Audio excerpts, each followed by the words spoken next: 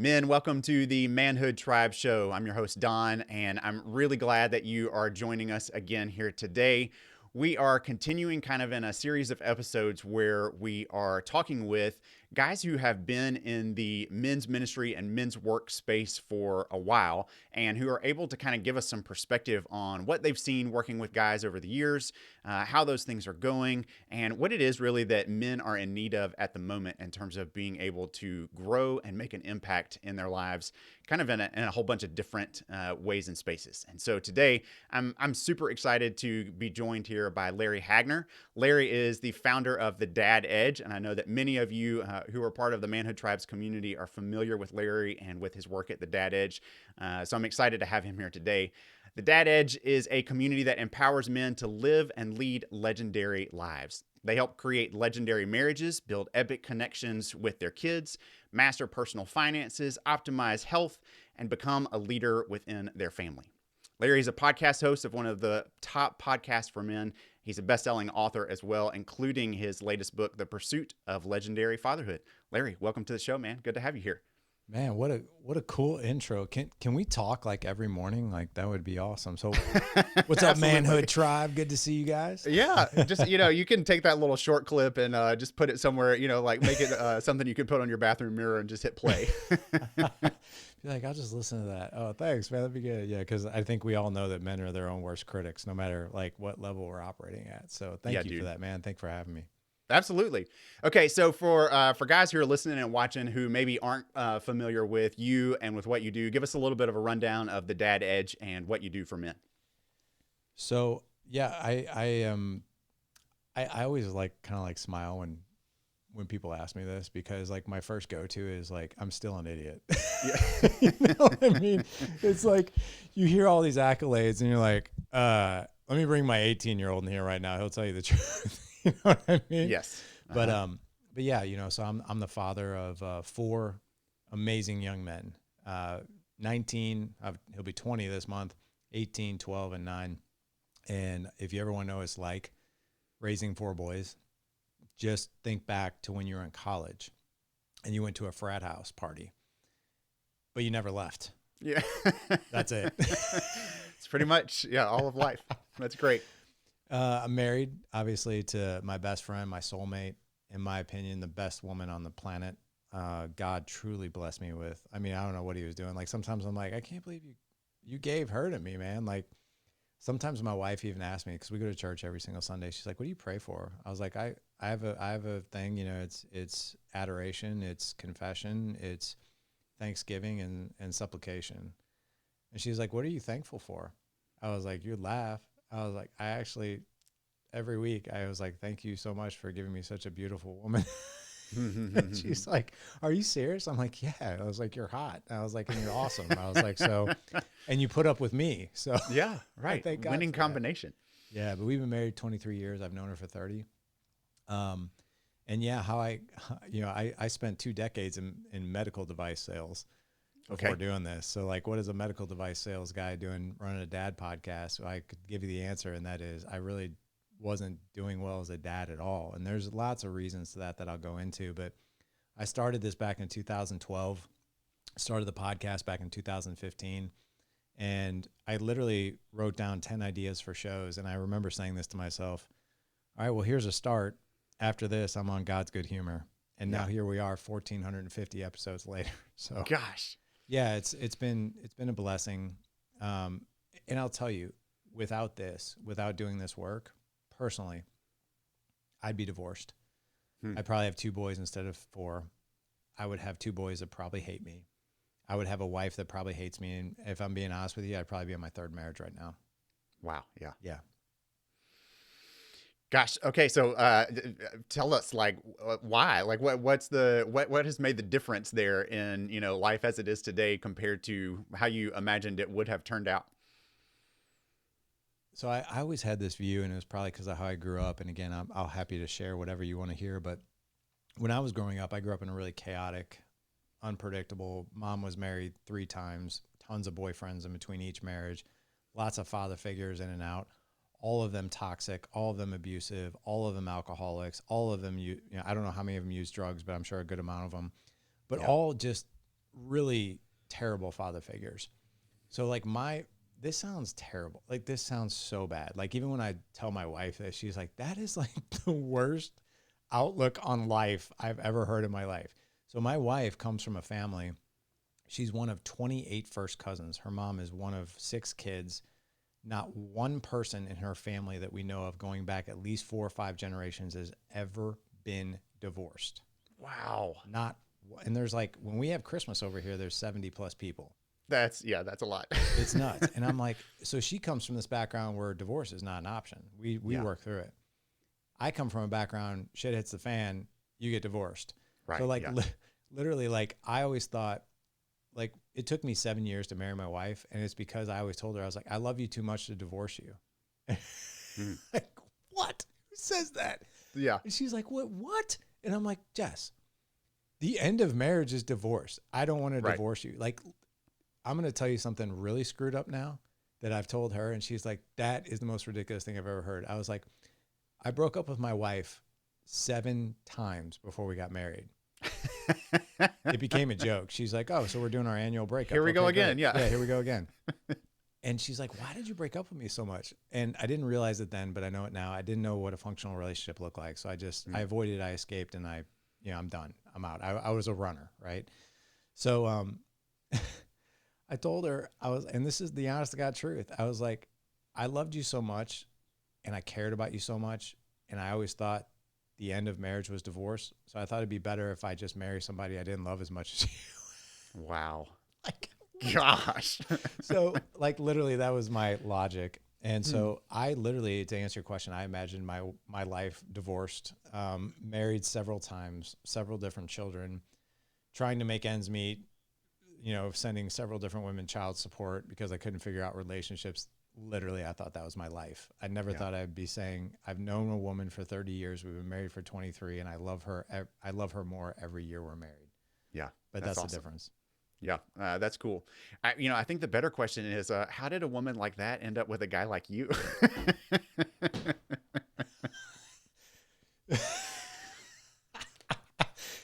That might be one of the best questions I've ever heard from any podcast. Yeah.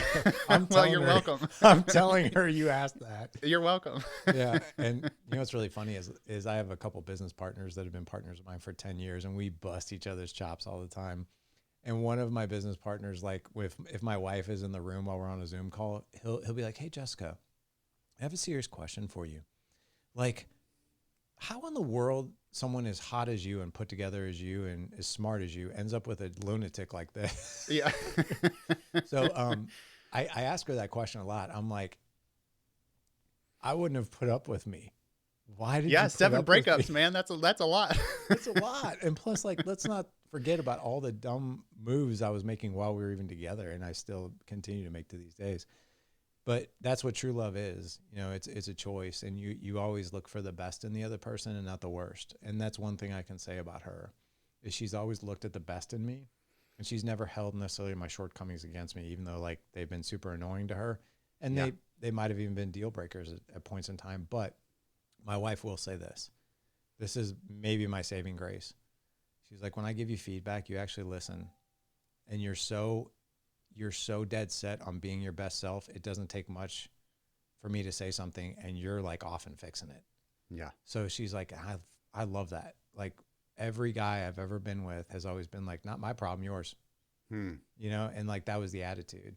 And like, and let's get one of the things straight. I don't agree with everything that she says, but the first question that I ask myself, even if I'm offended or pissed, is I ask myself, is there truth to her feedback? And usually there always is. Yeah. Yeah. That's good, man. That's really good to hear. Great question. Okay. So thank you. So you kind of got into this, what would, I guess, eventually kind of become the dad edge, got into sort of this space wanting for some kind of self-improvement there. But what made you kind of jump the leap from, or take the leap from, okay, this is good for me, to I want to be able to help other guys with this as well? It came from tremendous imposter syndrome in the beginning. So I started, I started podcasting back in 2015. I never even considered coaching. Yeah. or starting a community. I was literally podcasting because I wanted to I wanted to learn. Like there was, you know, as a podcaster, you're always like, oh, I hope people listen. I want to look at Yeah. the downloads. There was a little bit of that, but it was more, I want to talk to this fascinating individual who's super smart and way smarter than me so I can learn from them. And Sure. Yeah. that's the way it's always been. But I started having people reach out to me to help them. And I'm like, have you listened to my podcast? I'm a mess. Like, you want me to help you? Like, I'm trying to figure me out. And but I did. I started taking clients, and it was so funny, man. I charged people $50 an hour. I don't even come close to that now. But like, and I always was like, I can't believe this person wants my help. Like, I'm so lost myself, right? But that's the beauty in coaching, I think. Yeah. Because if you look at let's look at AA, right?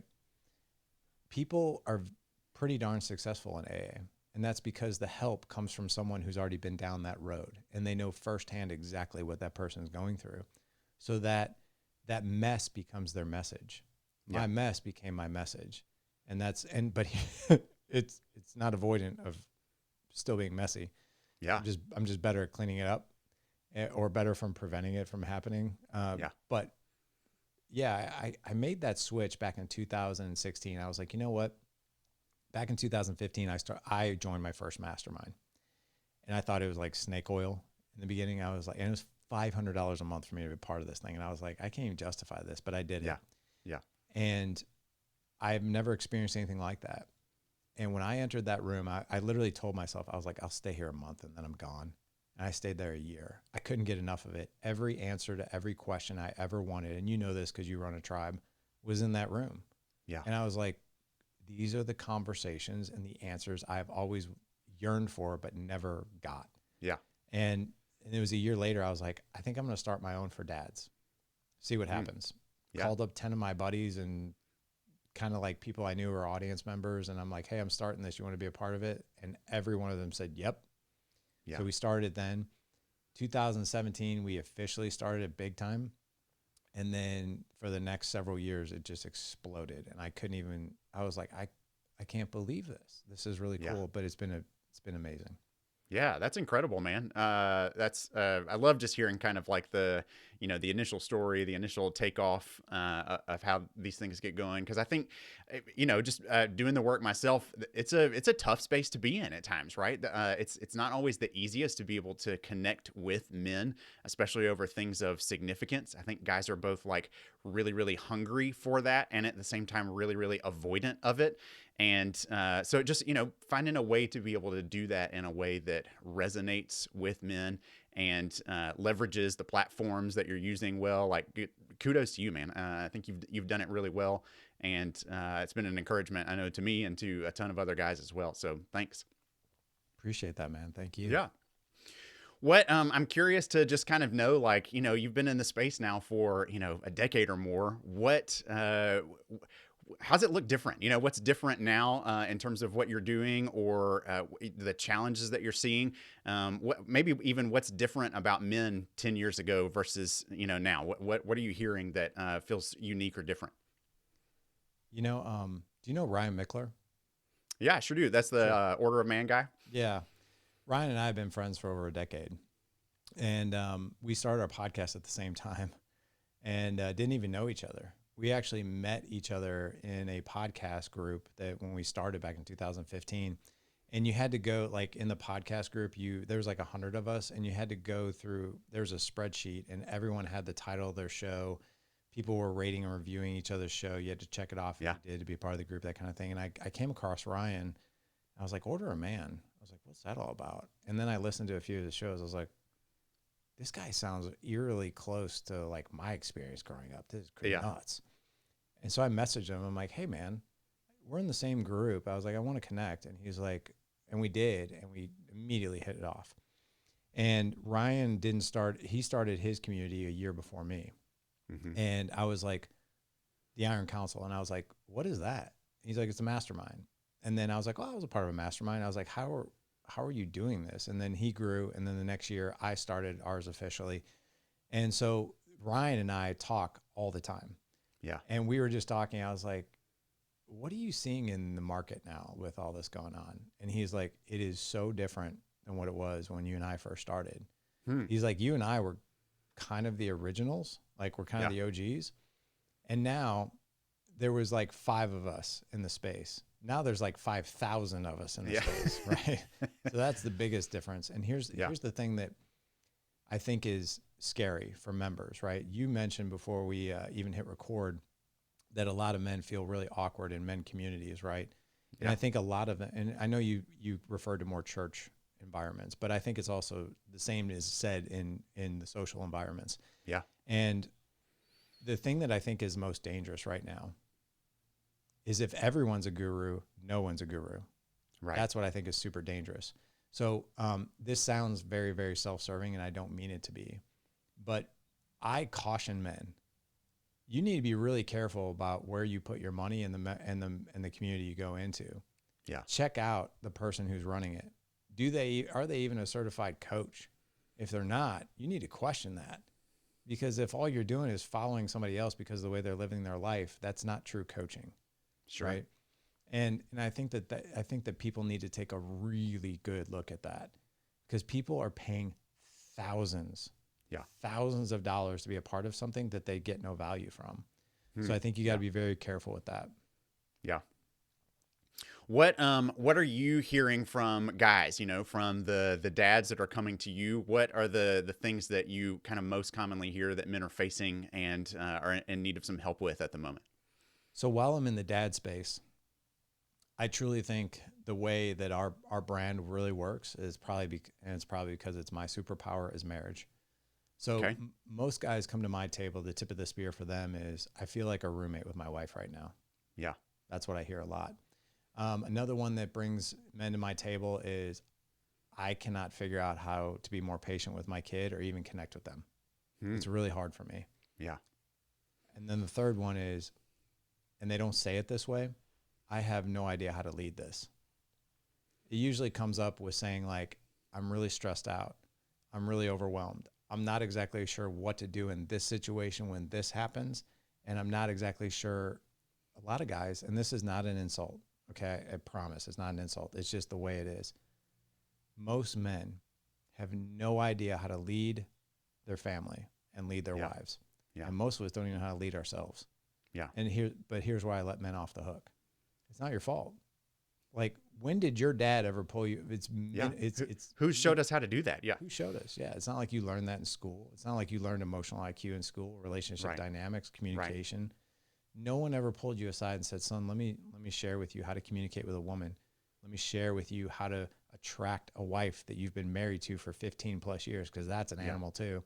Yeah. Let me show you how to lead her in a way where she feels led and not dominated. No one teaches us that. But here's the good news, and I'll be quiet after this. The good news is this. There are so many resources at your fingertips right now that you can go learn. So the tough love is this. It's not your fault that you don't know how to do this.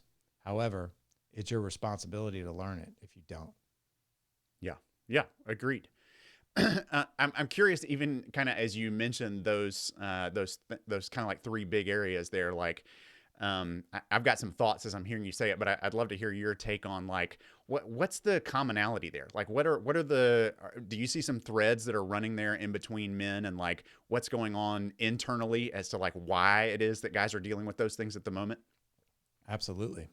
Do you do martial arts? I don't. Okay. Did you play sports growing up? Oh, yeah, I did some, a little bit of team sports, but a lot of individual sports. So swimming, tennis, golf, some of that kind of stuff. Okay. Perfect. Which one of those sports do you like the most? Like, you could actually say, I love this. Yeah, swimming. Okay. Think for a moment, you show up to your very first swim meet because you love to swim, right? You jump in the pool. You've never practiced. You've swam on your own a little bit, right? Kind of figured some things out on your own. But then you get in competition. What do you think is going to happen? Yeah, you're going to suck. You get smoked, right? Yeah. Just like in marriage, just like in fatherhood, right? The gap is the skill. The gap is not knowing what to do and how to do it. So think about it when you're on a team. Like, you swam for a team. Who course corrected you when you needed it? Yeah, a coach. A coach, right? Or a mentor or a Yeah. person. It doesn't have to be like a coach that we have to pay or anything like that. Yeah. But somebody was there to look at your situation differently and objectively, and they knew the skill sets that were lacking, the ones that were strong. Yeah. So they optimized the ones that are strong, and they helped you grow in the ones that had opportunity to grow. Yeah. But trying to do that, trying to white knuckle swimming at a competitive level all by yourself is really frustrating, and it's a lot of guesswork. And you're like, well, maybe if I do this the next time, it'll work. And then you try it and you're like, that didn't work. Maybe I'll do that the next time, and then that didn't work. And then that, I think that's the world that a lot of guys live in, is it feels like that. I'm swimming in competition. I don't have a coach, and I only learned what I learned growing up. I don't know how to competitively swim. That's the gap. Right. So the gap is knowing how to do it. Yeah, that's tremendous. And as you share that, and in particularly about skill, one of the things that we talk a lot about at Manhood Tribes, we use what I call the 5 marks of manhood. These are just kind of the things that help us understand, what does it mean to be a man. How do you do manhood effectively? And one of those 5 marks is actually the area of skill. And so we talk a lot about, like, men are meant to be relied on for a set of skills. That's just part of how men have always showed up in the world. It doesn't matter the time period, the culture, the history, whatever, like, men are depended on for skills. But I think you're right. Like, the amount of skills that men need to survive and thrive in our world today is probably more than it ever has been. It takes more in terms of knowing not just, like, how do I do the things that are going to put food on the table for my family, but how do I navigate all these, like, crazy relational dynamics that I have to deal with on a daily basis? Those are increasingly more skills, and increasingly, more difficult skills to be able to master and to figure out. So I think you're incredibly spot on. And I think too, one of the things that we talk about at Manhood Tribes is that the way you get better at those things is that you've got to have men around you who are challenging you to get better at them. That you can grow in your skill in how to talk to your wife, or how to navigate a difficult conversation with your teenage son, or, whatever. Like, those things are possible. But are you going to do them on your own? It's not likely. Unless somebody in your life is kind of holding your feet to the fire and saying, dude, like, things are just going to continue to be bad until you actually step up and do something about it, until you figure this out. But we men, we love to avoid those places where we feel insecure or uncomfortable, or, I don't want to have to own up to the fact that I don't know how to do this. So I'm just not. I'm just going to continue to avoid that I don't know how to do it, and stumble through it when I must. But we just make a mess of things. So having some men around you who can say, let's create we call them manhood challenges. Let's create a manhood challenge for you in this area of skill, where you're going to have to learn how to get better at having this conversation with your wife. And, like, we'll help, we're going to talk it through with you, help you kind of think about what that's going to look like and how to do it. But a month from now, like, you need to have had this conversation with her, and we want to know how it goes. And that kind of, like, brotherhood, that kind of challenge, I think is what most men are missing and in need of, because otherwise, how are we going to grow? How are we going to, like, actually make those things kind of happen? So I don't know if you've seen any of the same kind of things. Like, what are you seeing that it takes for men to actually make the steps to be able to overcome that skill gap? Such a great question. And you're right. Just a couple of reflections on some really incredible things that you said. Men don't like to publicly suck at something. Right. Right now, over my shoulder, you'll see 2 guitars, right? Yeah. Yeah. I'm learning how to play guitar with my 18-year-old right now. Not because I love well guitar. done. Yeah. Not because I love guitar, but because I love hanging out with my kid. Yeah. And I'll just tell you, I suck at it. I suck at it. And you know why I suck at it? I'll give you a guess. Because you haven't done it. You haven't practiced much. I both, right? I haven't done it. I haven't practiced much, right? So it's like the thing that I want to do, right? I like literally dream about the day that I can jam on guitar with my kid. And in my mind, that feels so far away, right? But I haven't, but my son is a great player, and we've been playing for the same amount of time, but he's probably put in about 40 more hours of practice than I have. Yeah. Right. So there's the gap right there. We don't like being uncomfortable, but here's the other thing too. We don't like being uncomfortable doing the thing we don't like feeling comfortable with, but we want the result. Right. But we got to do that uncomfortable thing. Yeah. So, Your question again, I'm so sorry. Can you repeat that? Yeah, what are you seeing that actually helps men be Okay. able to overcome those skill gaps? What does it Right. take for us to get there? Right. So I'm going to answer this two different ways. One is the path I do not recommend at all. And I'll explain the entire psychology. I Okay. see, I see three different men saying, yes, I would like to come and learn. Right. Let's talk about a good situation. Things are pretty good. Actually, things are really good. I just want them to be better. Yeah. Right. I think that's actually optimal. Right. Because if a man is already in a good headspace, the prefrontal cortex is open and he's willing to learn. Right. Yeah. Hmm. Let's talk about another man. Things are okay. They're not great. And I want them to be better. So that man is probably feels tension, pressure, like I feel like a big storm is coming and I got to Yeah. get in front of it. Yeah. That's still a pretty good situation. The one I see the most is the one that I don't recommend we wait on. And that's when the crisis happens. I Oh, yeah. can't even tell you, Don, how many emails I get. And it saddens me because it happens almost every week.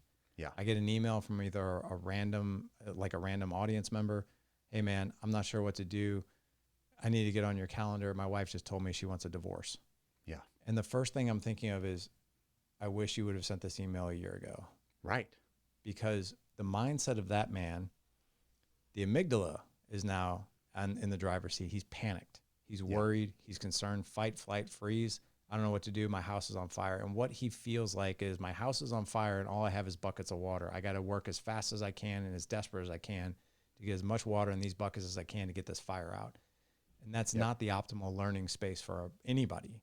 Yeah. Crisis space. Yeah. Crisis. So Hmm. I always tell men, do not wait until your engine falls out of your car before you get an oil change. We don't even think about Right. that. Don't wait until your teeth fall out of your face until you go to the dentist. I think there's a problem. Yeah. Do the preventative maintenance. Yeah.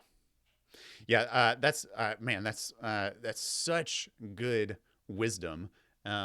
It's so hard for men to apply it, right? And I think for most men, and I can empathize with this because I think it's that it's the combination of that tendency of what you talked about. We don't like to publicly suck at anything. So if it feels like there's an area that I don't know how to handle very well, it's just so much easier for me to put it on the back burner and ignore it than to actually do something about it.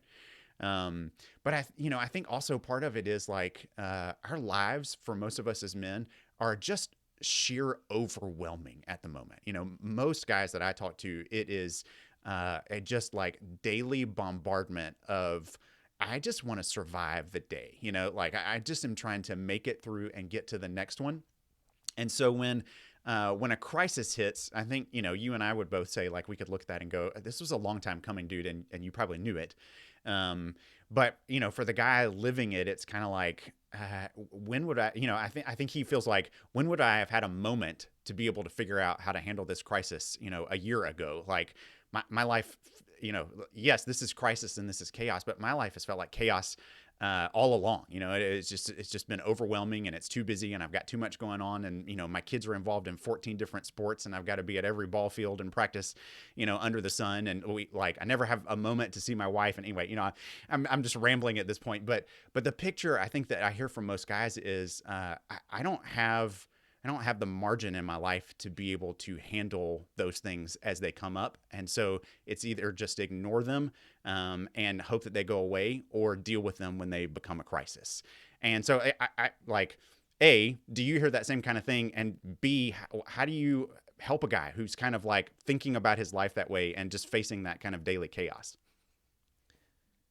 That's a big question. Let me ask this question before I answer that. For a man to raise his hand and say, I don't have this all figured out, but I want to learn. Yeah. Is that strength or weakness? I think you and I would probably call it strength. I think to the average guy, it feels terrifying, right? It feels like Yeah. most guys don't want to take that step. Exactly. Right. So, but is it better to wait till your marriage dissolves? Which one's scarier? Yeah, for sure. Right. I mean, no guy wants to Right. wait to that point, but I think every guy is kind of like, when they're facing it, they're saying, I'm just going to hope that it's not headed in that direction, right? It's not like, oh, if I don't do anything, this is a surefire way that leads to divorce. I think in the moment, it's more like, if I don't do anything, maybe this will just go away. Maybe it'll get better. Maybe it won't turn out to be anything worse than just we have to deal with this fight, once every other month or so. Yeah. And the way to look at that, like this will just eventually go away. The only time to ever do that is never. Because it doesn't go away. It will get worse. So let's actually just give men a new perspective here.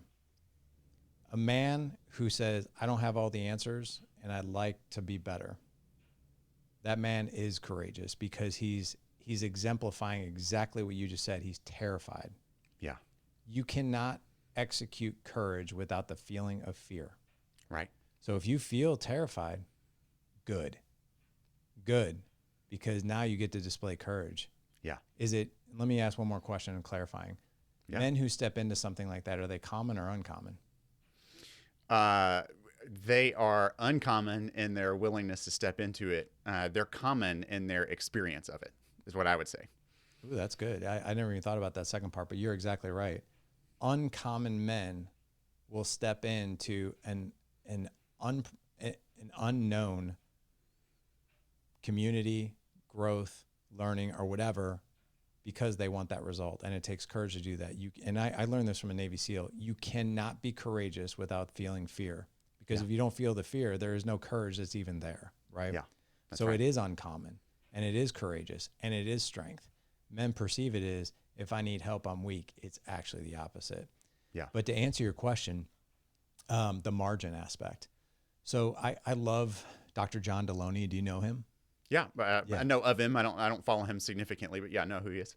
I love his stuff. I've had him on the podcast twice, but he has this. He's so logical with his psychology. He's like, travel sports is ruining American families. Period. Yeah, Hard gosh, stop. dude, right? Soapbox. You don't want to get me on, but but yes.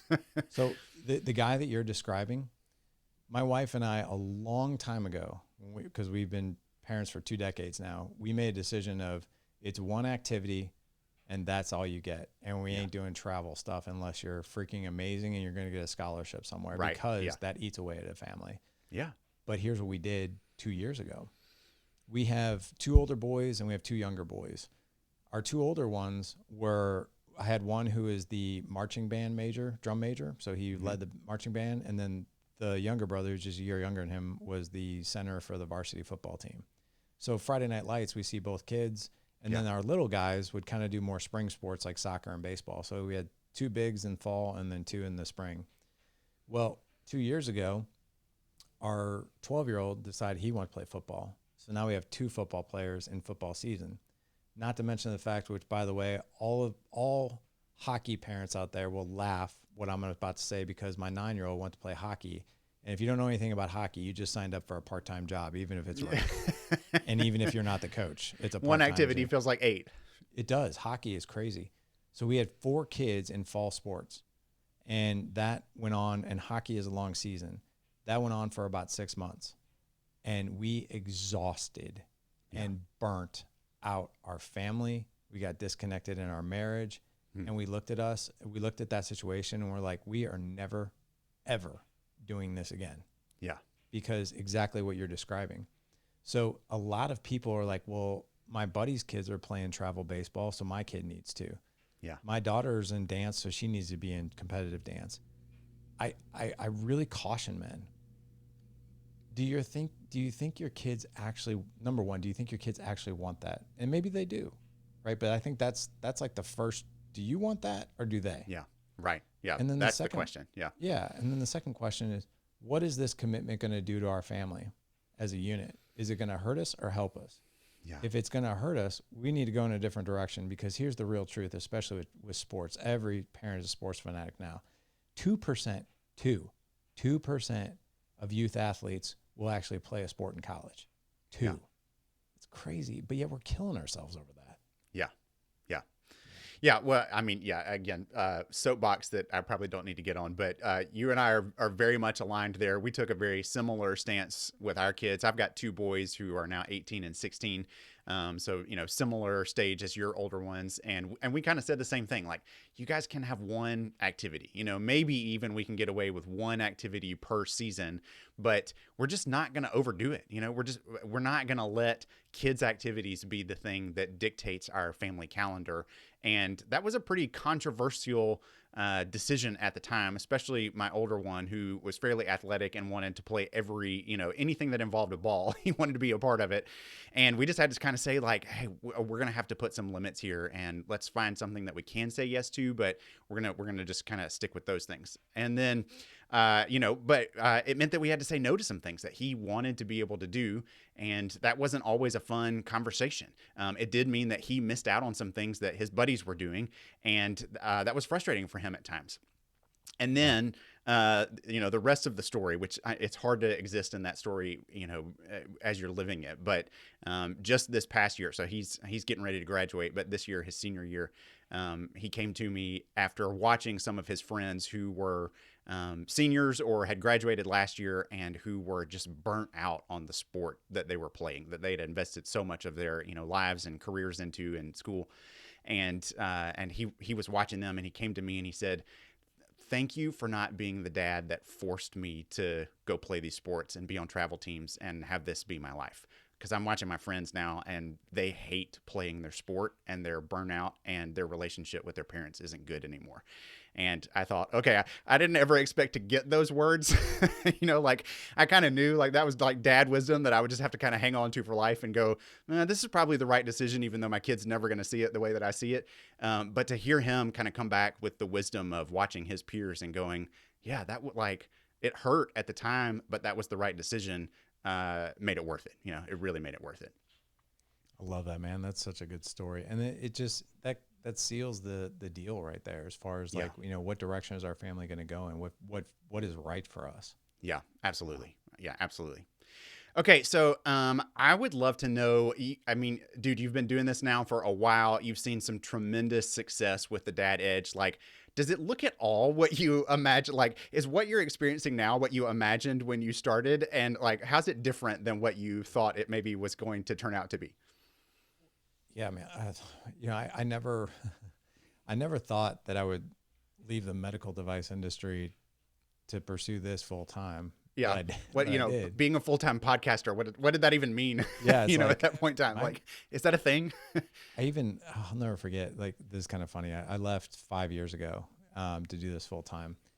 And the person that I was terrified to tell the most that I was going to do that was my mother-in-law. Oh, wow. She had no idea that, we had built a thriving organization. She just thought I was having fun on a microphone, helping a few people out. Yeah.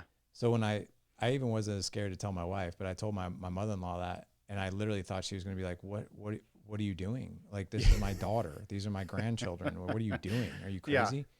Yeah. And instead, I told her, I was like, we're in a good spot.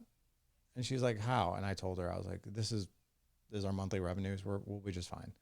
And she was like, how in the world do you do that on a podcast? And I was like, and so to answer your question, I remember, like, even when we started the Dad Edge Alliance back in 2017, it's still at that point, I was like, I guess we're going to be like, I don't know, 50 people in here, maybe 100.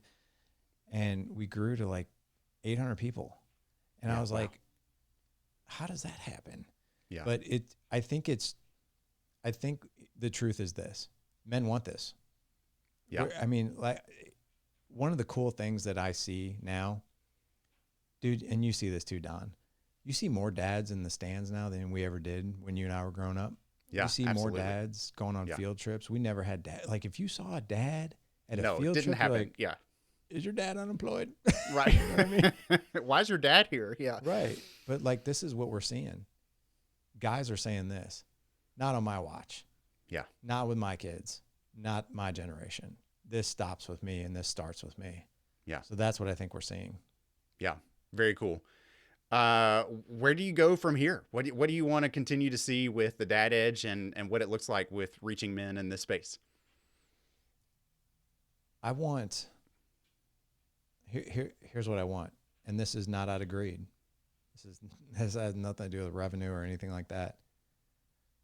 I want 1 million guys in our community Because you know what that tells me? That's a million men saying, not on my watch, Yeah. not my generation, and Yeah. not my family. This Yeah. changes now. And this is why I say this. When the man steps up and leads in that way, Yes. he is completely and totally making a generational impact, not Yeah. just with his kids. Yeah. And I say this to my guys all the time. You're going to see this work in your grandchildren, not just your Yeah. kids. Yep. So this is generational impact. Yeah. Dude, that's so good. I was just talking with somebody else about that very idea and kind of around, I mentioned at Manhood Tribes, we have these things we call the 5 marks of manhood.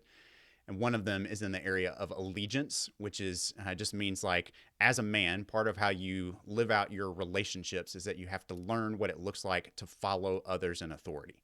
So allegiance is about where am I under the authority of others? As a boy, that might look like your parents, your teachers, your coaches, whatever. As a grown man, it looks like your boss, your company, maybe even like local government. But it also means like ultimate allegiance. Where am I giving my faith? Or my beliefs, that I'm kind of saying like this is the thing, whether it's a God or a code or a whatever, that is really kind of like the thing that I live my life by. And if we can get that, the reason that we say allegiance is a mark of manhood, because to some extent that's true of women as well. But the reason that we say it's a mark of manhood is because when a man gets that allegiance piece right, it not only affects his life, but it changes the lives of everybody else around him, starting with his family, but his other relationships as well. So when he gets the alignment of his allegiance right, like I'm going to live my life this way. This is what I'm following. This is the course that I'm plotting for my life. Then things begin to change for him, but they also begin to change for his wife, for his kids, for his work, for his finances, for his health, for his spirituality, for his sexuality, for his, like you name it, like all of it begins to change.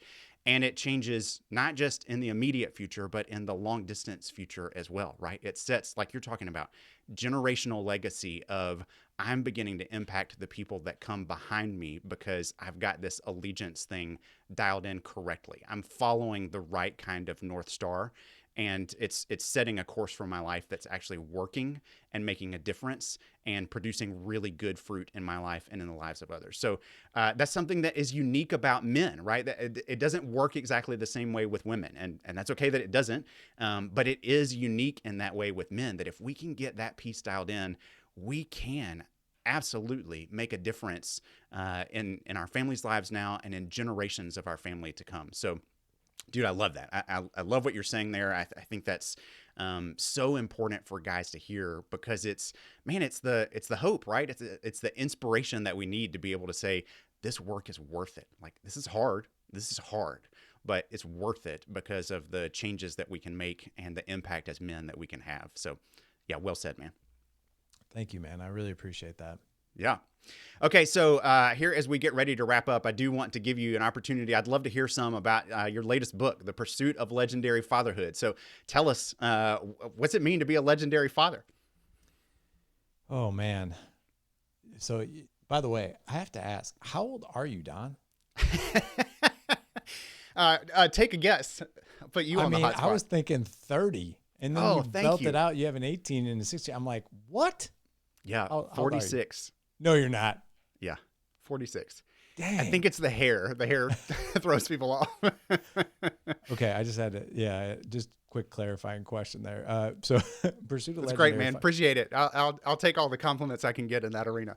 Well, here's another reason I ask, because when you said that, I was like, oh man, he's been a dad for 18 years, so you'll understand this. I think more. So, the book, How Do You Be a Legendary Dad, right? So there's a story with the title. When I first was writing this book, I spoke at an event, and there was a publishing company that was actually at the event, and this guy who owned it, he was the CEO, pulls me aside after my talk, and he's like, hey man, I loved your talk. He's like, you got a book coming out? I was like, yeah. And he's like, when do you want to launch it? Do you have a publisher? I was like, no, I was just going to self-publish. He's like, well, any thoughts on wanting to go through a publisher? And I was like, I've considered it, sure. And he's like, so anyway, he goes, what's the title? I said, The Pursuit of Legendary Fatherhood. And he goes, it seems kind of long for a title. He goes, why not just call it Legendary Fatherhood? And this is where you'll understand. I looked at him, I smiled, and I go, you're not a dad, are you? And he goes, yes. yeah. And he goes, no. And he's like in his mid 40s, right? And he's like, no, how did you know? And I go, because you would know that there's no such thing as legendary fatherhood. Oh, There's gosh, only dude, the pursuit right? of it. Right. Truth. So, yeah. So the title is not a destination. It's a journey, right? Yeah. It's the journey to that, because no one ever gets to the end of their life and be like, I did that amazing and flawlessly, and I'm awesome. That. Yeah. Right. So Yeah. the pursuit is all about growth, right? The book is divided up into 4 sections. One is called the drift. Okay. The drift is exactly what you and I described, a man's world. That's really what the drift is. You and I, we spent probably half the time talking about that, what that world looks like. The second part of the book is marriage. And that's because marriage needs to come first. You have to have a solid foundation for the whole family. If the foundation is terrible, the whole family is going to struggle and crumble. Yeah. Third part is fatherhood. Fourth part is leadership. And literally, Don, I wanted to write a book where I could be like, I almost want, and not to compare it, please, I'm a very faith-based person. But I thought to myself, I want like a documented sort of like Bible in a way of everything we've ever taught and everything we've ever learned in these areas. Yeah. And so I put everything in it that we've ever taught and learned and that kind of thing. So I just literally like, hey, this has been the past 10 years. This is it. Yeah. Awesome. Dude. Okay. Who's it for? What guy is it for that you would say this is the guy that you would give the book to? Good question. Being that 2% of people actually finish a book that they're given. Right. And probably less than that of men. Right. But yes. Yeah. I wanted to write a book where a man could pull it off the shelf, and no matter what was going on in his life, maybe it's marriage. Like, hey, let me open this marriage section. I'm having a hard time communicating with my wife. Maybe I can learn that skill of tactical empathy with validation again. Just read that one chapter. There it is. Yeah. Maybe it's more patience with my kid. You know, read that, right? Maybe it's how do I raise a daughter? It's that, or a son, it's that. So who's the book for? This sounds really, really bad, but it's for any man in any season of his life if he's married with kids. Yeah. So because no matter what it is, you're either gone through it, you're going through it, or you're gonna go through it. And that book will help you navigate those things. Yeah. Fantastic. Guys, if you're not already convinced by the wisdom that you've heard from Larry on this episode so far, I don't know what else to give you, but you can tell there's a lot here that he has to offer. A decade's worth of dad wisdom, would be an invaluable treasure. So I want these guys to pick up the book, and I know you've got kind of a special offer for us as a way to be able to get it. So tell us about that. I sure do. So you can obviously buy it on Amazon, but if you want to buy it from me personally, I sign the books that go out and that kind of thing. Not that that creates any more value for it. In fact, it probably hurts it. But anyway, if you buy the book from me, I'll send it to you personally and I sign it. But the bonus really is I've had 2 courses that have been really, really popular, and they're $500 a piece. One is called Creating More Patience in the Chaos, and the other one's called Creating an Extraordinary Marriage Through Elevated Communication, Connection, and Intimacy. If you buy the book from me for $28, you get free access to those right away, because here's the thing. Most books are not read, but a lot of courses are watched. Yeah. And I figure, you know what, if a guy's going to go buy a book on Amazon, that's telling me he wants information now. Yeah. So the book will get there, but you can dive into the courses immediately and start getting knowledge right away. Yeah. Fantastic. So guys, probably should give the website for that. Yes, thank you. I was going to ask, but yes. Yeah, if you go to thedadedge.com/legendary book, again, I didn't want to write the whole title in there. So it's just thedadedge.com/legendary book. That's where that offer for your audience is. Awesome. Yeah. Incredible value, incredible wisdom. Thank you, man. I know this is going to be a tremendous help to so many guys. Larry, it's been awesome to have you here on the show today. Dude, what you've experienced being in this space and being able to lead men the way that you have, I'm really grateful for it as someone who is following in your footsteps now at this point, and super glad to have a man like you helping other men out. So thank you, guys. I hope you'll take advantage of all that Larry has to offer. And it's been good having you, man. It's been great to be here. And by the way, will you put one more thing in the show notes? Yeah. Can you put in the directions of the Fountain of Youth? Because obviously you have found it. Man, I would tell you that it comes from having and being around kids, but the older that I've gotten, the more I've been around other guys who have kids my age. I'm not sure that that's right anymore, so I don't know. I don't know what to tell you. My Then wife that's is older than I am and looks younger than I am, so there's something in the water at our house, but yeah. wow, man, that's awesome. Well, I just turned 50 this year, or last year. I should say I'm gonna be 51 this year. And the funny thing is, I just did career day at my kid's school, and I was in my 10-year-old's class, and they're like, "He's 50." He kept saying it like, and all the kids were like, "No, you're not." I'm like, "You're 30, 38." I'm like, "No, Yeah. I'm actually 50, July 6th, 1975. Yeah, yeah, So, yeah, yeah. Just own it. And yeah. to a 10-year-old, 50 is like ancient. You might as Oh well my be gosh. dead, you know? Like, you might as well like just drive really slow and read the newspaper. Yeah, that's great. That's awesome. All right, dude. Thank you so much for being on the show today. Really excited for guys getting to watch this and be a part of it. Appreciate you. Thank you, Don.